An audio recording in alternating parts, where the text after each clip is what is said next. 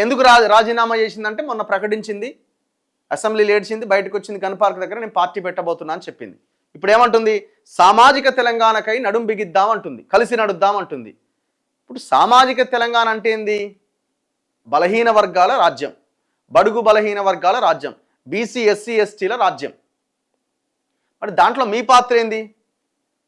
ఒకవైపున సామాజిక తెలంగాణ స్థాపనకై నడుం బిగిద్దాం, కలిసి నడుద్దాం అంటున్నారు. మళ్ళీ ఏమంటున్నారు? ఏ రోజుకైనా నేనే ముఖ్యమంత్రిని అంటున్నారు.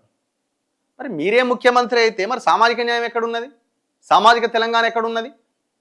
రేపు పొద్దున ఈమె ఈ క్వశ్చన్ మనం రేజ్ చేస్తామని, తండ్రి ఎట్లాగైతే దళితునే ముఖ్యమంత్రి చేస్తా అన్నాడో, ఈమె కూడా నేను బీసీని ముఖ్యమంత్రిని చేస్తా మా పార్టీ అధికారంలోకి వస్తే అంటది.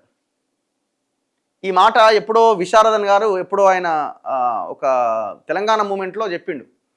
దళితుడినే ముఖ్యమంత్రి చేస్తా అని కేసీఆర్ అన్నాడు అంటేనే రాజ్యాధికారం కేసీఆర్ చేతుల్లో ఉన్నట్టు లెక్క అని.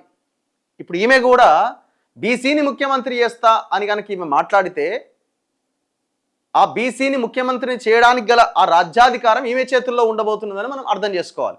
సో కాబట్టి ఇక్కడ సామాజిక న్యాయము, సామాజిక తెలంగాణ అన్న దానికి ఎంత మాత్రమూ అర్థం లేదు. ఇక్కడ బోగస్.